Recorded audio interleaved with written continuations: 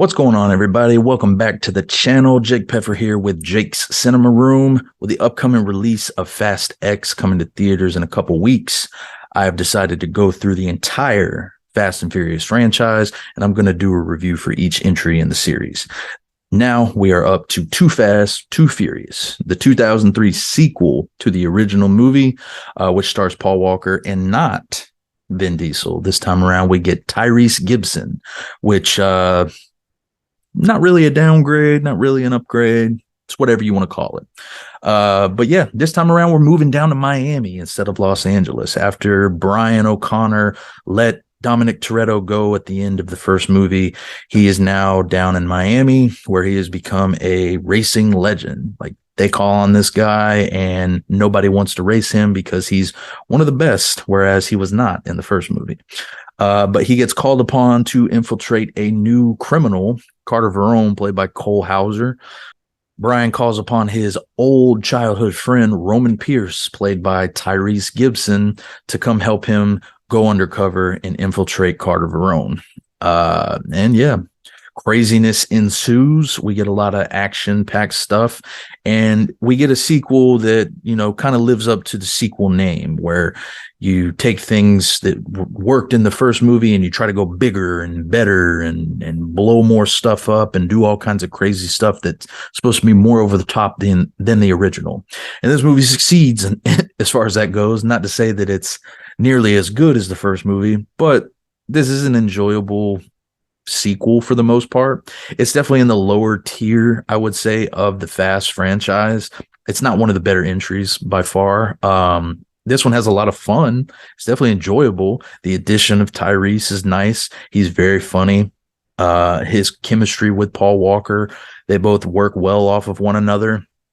And it's definitely one of the more, silly versions of the series, which is saying a lot considering what these movies eventually become. But at least in some of the later entries, even though some of the action is over the top, they still try to play it seriously. This movie's just, kind of being silly the entire time. And there's nothing wrong with that. But compared to that first movie, this one's definitely a bit of a step down overall.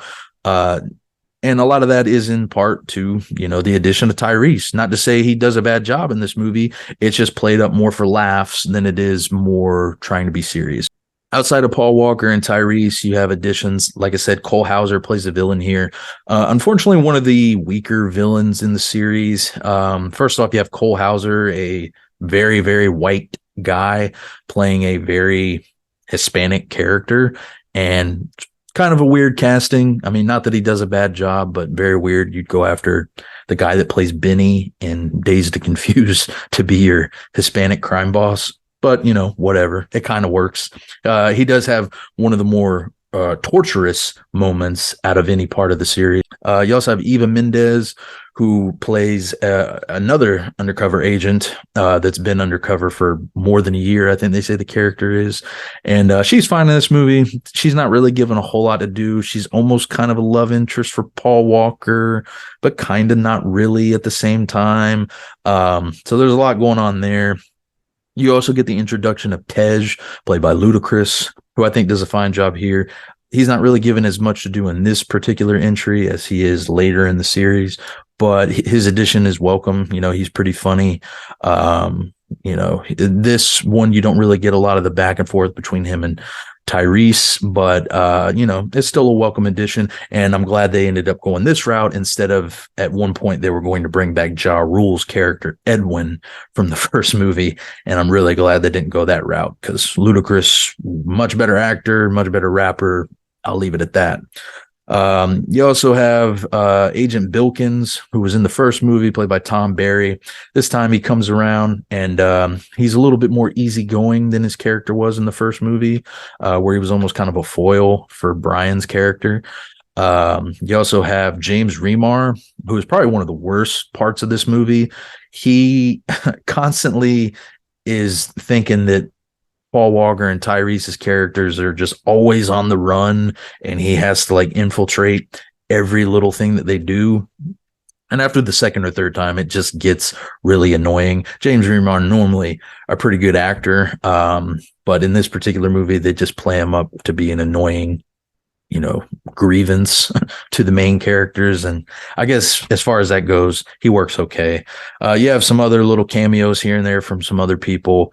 Nothing, you know, too noteworthy for the most part. I think the biggest downfall with this movie, outside of not only just, you know, the villain being pretty weak, the story here is kind of just a retread almost of the first movie to a degree. I mean, you know, you have Brian going undercover once again, posing as a street racer to try to take down somebody. And it's like, yeah, we've kind of done that before, but oh wait, now he has a partner. I guess that changes the dynamic a little bit. You also have a new setting, Miami, which is nice.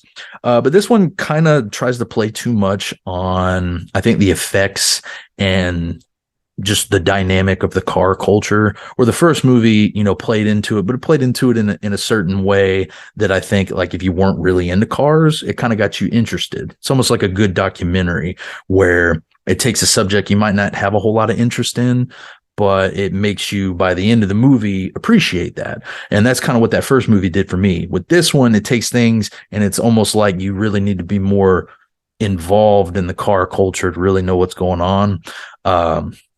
There's a lot more, you know, like brighter cars and things like that they're trying to show up. There's also some weird effects throughout this movie. I know I talked about it a little bit in the first, my review for the first movie, but in this one, you know, there's a lot more CG when they're doing the driving sequences, especially in that first race. A lot of it looks so cheesy and terrible. It's a lot of neon and a lot of bright colors, and it just looks really bad.